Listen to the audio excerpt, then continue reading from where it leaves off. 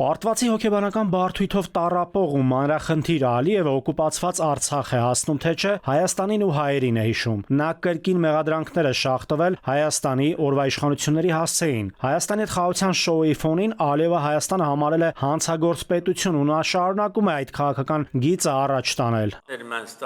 Եթե Հայաստանի դեմ պատժամիջոցներ կիրառվեին, ապա Երևանը շատ ավելի վաղ կդադարեցներ օկուպացիան։ Այդ փոքր ոչ այնքան հարուստ, նույնիսկ աղքատ երկրի հանդեպ, սակայն այդպես էլ պատժամիջոցներ չկիրառվեցին։ Ավելին, որոշ երկրներ Հայաստանին միլիոնավոր, միլիարդավոր դոլարների անվճար զենք էին տրամադրում։ Երկարատև խաղաղության հասնելու համար մենք միշտ պետք է մի քանի անգամ ավելի ուժեղ լինենք, քան մեր պոտենցիալ թշնամիները։ Պարտուղի հոգեբանական բարդույթ, որը իրենք փորձեցին կոմպենսացնել թուրքական, պակիստանյան եւ այլ տիպի աջակցություններով։ Այս գործընթացը Ալիևը նոր թափով իրականացնում է օգոստոսի 8-ից հետո։ Խնդիր է դրել դելեգիտիմացնել Հայաստանը, որպեսզի հերթական հարվածը հասցնելուց հետո միջազգային ասպարեզում խնդիր չունենա։ Իրենք հաճախ ռևանշիզմի մասին խոսում են, սա իրենց իրական վախերի մասին է խոսում։ Իսկ այդ վախերը իրենք չեզոքացված կհամարեն միայն այն դեպքում, երբ որ կլինի հայկական պետություն ադրբեջանական կամ թուրքական պրոտեկտորատի կարգավիճակում։ Այս ամենը նրա համար է, որ դելեգիտիմացնի Հայաստանի Հանրապետությունը եւ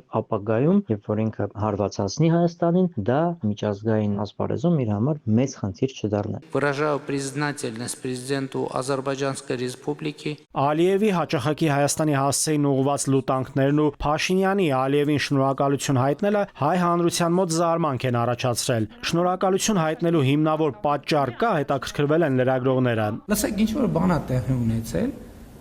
Հայաստանի հետ կապված, Հայաստանը պետք է վերաբերմունք արտահայտի։ Իսկ Ալիևի եւ ընդհանրապես ադրբեջանցու վերաբերմունքը հայ հանդեպ երբեք չի փոխվել ու չի էլ փոխվի, կարծում են քաղաքագետները։ Սա խոսում են մասին, որ Ադրբեջանը ոչ միայն այսօր, այլև վաղը եւ մյուս օրերին ինքը շարունակելու է իր հասարակությանը պատրաստել եւ ծնուցել իր հասարակության էթնիկ ինքնագիտակցության մեջ ամենակարևորը հենասյունը, ատելությունը հայերի նկատմամբ հայատյացությունը։ Թուրք-ադրբեջանական տանդեմը ուզում է իրականացնի Հայաստանի տարածքում եւ Հայաստանի Հանրապետության դեմ նույնը, ինչ որ իրականացրել են Արցախի Հանրապետության դեմ, այսինքն գրավել, իրականացնել էթնիկ զտում, հայտարարել անօրինական պետական միավորում։ Ադրբեջանական նոր ռազմավարություններից մեկն էլ այսպես կոչված արևմտյան Ադրբեջան կոնցեպտի միջոցով լեգիտիմացնել Ադրբեջանի պահանջները Հայաստանի տարածքների նկատմամբ։ Սա ըստ քաղաքագետի կարտահայտվի մի դեպքում Հայաստանի սուվերեն տարածքներում ադրբեջանցիների բնակության հարցերը շոշափելով ադրբեջանական կոթողների պահպանության կամ վերականգնման ծրագրի ներքո։